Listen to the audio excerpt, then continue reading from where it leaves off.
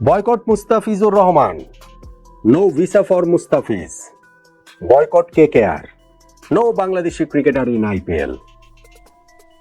Hashtag দিয়ে এরকম নানান বার্তা গত 2-4 দিনে আমি সোশ্যাল মিডিয়াতে দেখতে পেয়েছি। প্রসঙ্গ যখন Mustafiz, KKR, IPL, obviously sports নিয়ে কন্টেন্ট হয়, আলোচনা হয়, এরকম জায়গাগুলোতেই তার দেখা গেছে প্রবলভাবে। আমাদের নট আউট ওমান প্ল্যাটফর্মেরও বিভিন্ন ভিডিওতে কমেন্ট সেকশনে আমি এরকম কমেন্টস করতে দেখেছি, যেগুলোর মূল সুর একটাই। এইবারের আইপিএল এর মিনি অকশনে মুস্তাফিজকে যে কিনে নিয়েছে কলকাতা নাইট রাইডার্স, মুস্তাফিজ যেন সেই কেকেআর এর হয়ে আইপিএল খেলতে না পারেন, তাকে যেন খেলতে না দেওয়া হয়, এরকম একটা ক্যাম্পেইন আসলে চলছে। ঠিক আসলে যৌক্তিক? কোনোভাবেই কি যৌক্তিক? বাংলাদেশ ভারত প্রতিবেশী দুইটি দেশের মধ্যে সম্পর্কের টানাপোড়েন চলছে রাষ্ট্রীয় পর্যায়ে বেশ অনেক দিন ধরেই।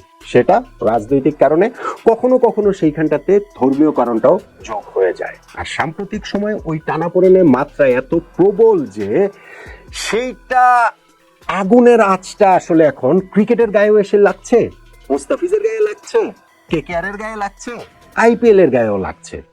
কিন্তু এই স্পোর্টস, এই যে খেলাধুলা, এই যে একজন মুস্তাফিজকে কেকেআর নিয়েছে, এই পর্যায় পর্যন্ত চলে আসাটা কি কোনোভাবেই সমর্থনযোগ্য?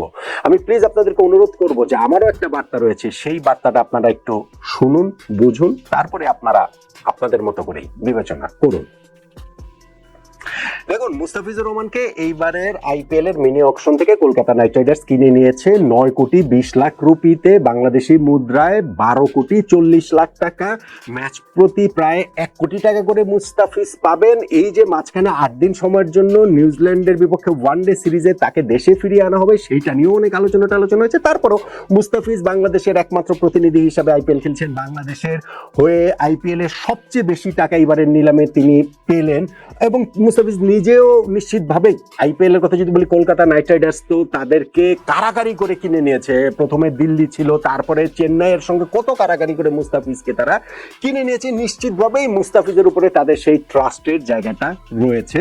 আর মুস্তাফিজ নিজেও ভালো করার ব্যাপারে অবশ্যই উদ্গ্রীব থাকারই কথা, তিনি আইপিএল এর রেগুলার মুখ। তারপরেও এই বছরটা তিনি এত ভালো ফর্মে রয়েছেন, বাংলাদেশের জার্সিতে বলেন কিংবা এখন আইএল টি20 খেলছেন সেইখানেও বলেন। ফলে এই সামনের যে আইপিএলটা তিনি খেলবেন সেইখানটাতে মুস্তাফিজেরও আসলে খুবই খুবই ভালো করার জন্য তার উদ্গ্রীব থাকার কথা। এই সময়ে এসে যদি এরকম একটা ক্যাম্পেইনের মধ্যে তাকে কিংবা কেকেআরকে পড়ে যেতে হয়, সেটা কি আসলে ভীষণ রকমের আনফরচুনেট না? বলুন তো দেখি। হ্যাঁ, এখন বাংলাদেশ ও ভারত প্রতিবেশী দুইটা রাষ্ট্র, তাদের যে সম্পর্কে টানাপোড়েন সেটাকে অস্বীকার করা যাবে না। রাজনীতির ব্যাপারটা ক্রিকেটের মধ্যে আনা যাবে না, আমি সেটা মনে করি না। কোন সেন্সে? যে দেখেন ভাই, রাজনীতির বাইরে আর কি রয়েছে? রাজনীতির বাইরে কিন্তু কোনো কিছুই নাই, মানে কোনো কিছু নাই। কিন্তু সেইটার একটা মাত্রা থাকতে হবে। ধরেন ভারত এবং পাকিস্তানের মধ্যকার সম্পর্কের যে জায়গাটা, সেই রাজনৈতিক সম্পর্কের মাত্রাটা এমন পর্যায়ে পৌঁছেছে যে পাকিস্তানের ক্রিকেটাররা আইপিএল এ নিলামে অংশ নেন না, তাদেরকে থাকতে দেওয়া হয় না, ফলে তারা আইপিএল খেলেন না।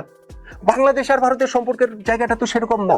সাম্প্রতিক সময়ে অবশ্যই দুই দেশের মধ্যকার সেই সম্পর্কের ক্ষতিটা হয়েছে, প্রবল মাত্রায় সেই অবনতির জায়গাটা হয়েছে। এবং সেটা পারস্পরিক উস্কানির জায়গাটা থেকে যে রেসপন্সিবল মানুষদের ইররেসপন্সিবিলিটির কারণে তাকে হুমকি ধমকি দিচ্ছে, ওই পার থেকে একই রকম আওয়াজ আসছে। ফলে এই সব কিছু মিলে সাধারণ মানুষের সম্পর্কটাও আসলে বিষিয়ে উঠেছে। যেই কারণে আমরা দেখতে পাচ্ছি যে বাংলাদেশের এই দিক থেকে ভারতীয় হাই কমিশনের এই করব সেই করব এরকম আওয়াজ যেমন মেঠো বক্তৃতাতে আসে, সাধারণ মানুষও যখন সেইটাতে প্রভাবিত হয়, ওই পার থেকেও একই জিনিস হয়। যেই কারণে ওই পারে এখন ওই ভারতের এইখান থেকে যেমন ভিসা সেন্টার বন্ধ, ওই সাইড থেকেও আমি দেখছিলাম যে দিল্লি, তারপরে আগারতলা, তারপরে শিলিগুড়ি, এইসব জায়গায়ও হচ্ছে ভিসা সেন্টার বন্ধ করে রেখেছে।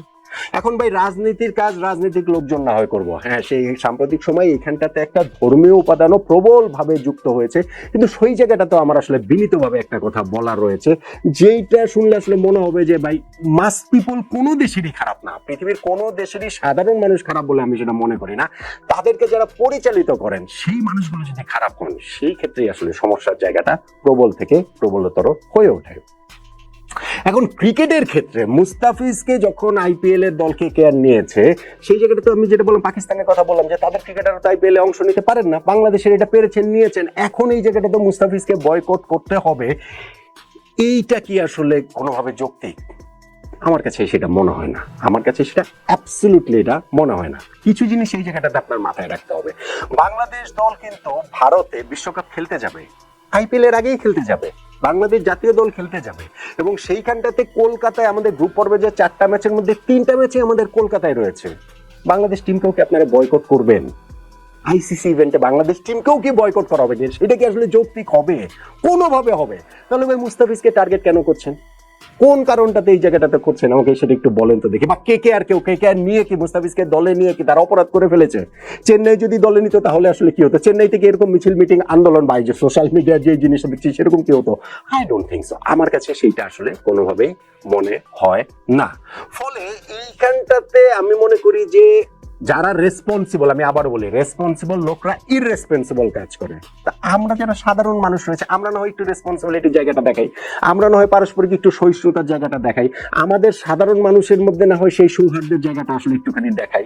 অবশ্যই কোনো একটা ইস্যু নিয়ে আপনি রাজনৈতিক কারণে হোক, রাষ্ট্রীয় কারণে হোক, ধর্মীয় কারণে হোক, আপনার অনুভূতি আঘাতপ্রাপ্ত হতে পারে, কিন্তু সেইটাকে ডিল করা কি উপায় এইটা যে মুস্তাফিজকে কেকেআরে খেলতে দেওয়া হবে না, তাকে যেন খেলতে না দেওয়া হয়? আমার কাছে এইটা আসলে কোনোভাবেই এটা যৌক্তিক বলে মনে হয় না। আমি তাই আসলে অনুরোধ করব, যেগুলো হয়েছে সেটা প্রত্যেকের, মানে বাংলাদেশের এই অংশের যেমন ঠিক তেমনি ভারতের অংশেরও সাধারণ মানুষদের অনুভূতির প্রতি আমার শ্রদ্ধা রয়েছে, অবশ্যই তারা তাদের অনুভূতির জায়গাটা জানাতেই পারেন, কিন্তু ক্রিকেট মাঠে এইটা নিয়ে আসলে সেইটার আগুনটা এত সর্বব্যাপী এবং এত সর্বগ্রাসী হবে, শেষ পর্যন্ত সেই আগুনের আঁচ থেকে আমরা কেউ রক্ষা পাবো না। আমরা কি সেটা করব? আমরা কি আমাদের যারা রয়েছেন রেসপন্সিবল, যারা কোট আনকোট আমাদের দুই পাশেই সীমান্তের এপারে ওপারে যারাই রয়েছেন, তারা তাদের লাভের জন্য, তারা তাদের স্বার্থের জন্য অনেক কিছু করবেন, করতেই পারেন, করেন, এটা হচ্ছে গিয়ে পৃথিবীর ইতিহাস। সাধারণ মানুষ তাতে বিভ্রান্ত হয়, সেটাও পৃথিবীর ইতিহাস। কিন্তু এই জায়গাটাতে আমার মনে হয় যে একটু রেসপন্সিবিলিটি যদি আমরা সবাই মিলে দেখাই, এটা ইস্যুটা শুধু মুস্তাফিজ না, ইস্যুটা শুধুমাত্র হচ্ছে কি যে কেকেআরে তাকে খেলতে দেওয়া হবে না হবে বিষয়টা সেটা নয়, আর অনেক কিছু এর মাঝখানে অবশ্যই হতে পারে, ঘটতে পারে, কিন্তু আমি মনে করি যে এখনো ঘটনাটা এই পর্যায়ে যায়নি যে মুস্তাফিজকে কেকেআর এর সমর্থকদের বয়কট করতে হবে, অথবা মুস্তাফিজকে খেলালে কেকেআর টিমকে বয়কট করতে হবে, সেই রকম একটা জায়গাতে পুরো ঘটনা প্রবাহটা চলে গেছে বলে আমার কাছে মনে হয় না। আমার তাই মনে হয় যে আমাদের প্রত্যেকেরই যদি আমরা একটু ধৈর্য ধরি, একটু সহনশীল হই, একটু সহিষ্ণু হই, একটু আমরা পারস্পরিক সৌহার্দ্যের জায়গাটা থেকে দেখি, সেই ক্ষেত্রে আমাদের এইখানটা থেকে হচ্ছে গিয়ে শেষ পর্যন্ত গিয়ে ওই সবার যে সদিচ্ছাটুকু যদি থাকে, তাহলেই আসলে ভালো কিছু হবে। তা যদি না হয়, তাহলে শেষ পর্যন্ত গিয়ে এই ঘৃণার চাষাবাদ, এই ঘৃণার চর্চা এই করে করে করে করে শেষ পর্যন্ত গিয়ে আমরা আসলে কোথাও যাব না। ফলে আমি মনে করি মুস্তাফিজকে যে কলকাতা নাইট রাইডার্স নিয়েছে, আমি এখনো এটা বিশ্বাস করতে চাই যে অবশ্যই কেকেআর ফ্যানরা তাকে স্বাগত জানাবে, অবশ্যই তার কাছ থেকে বিগ পারফরমেন্স আশা করবে।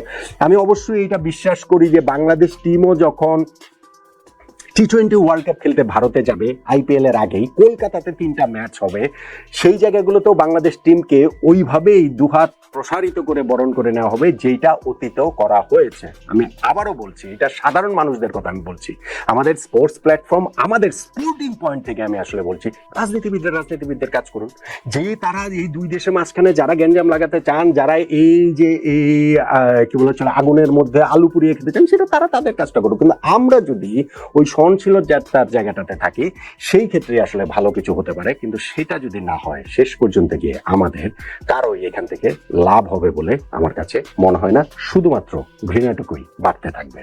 ফলে মুস্তাফিজুর রহমানকে আইপিএলে তিনি খেলবেন, কেকেআর এর জার্সিতে খেলবেন, খুব ভালো খেলবেন, এইরকম একটা প্রত্যাশার জায়গায় সীমান্তের ওপার এপার সব জায়গা থেকে একই রকম ভাবে হওয়া উচিত বলে আমি অন্তত মনে করি, আমি অন্তত বিশ্বাস করি। বেশিরভাগ মানুষের এখনো শুভবোধ আছে বলেই আমার সেই আস্থার জায়গাটা আপনার, আপনাদের, আমাদের সবার উপরে রয়েছে।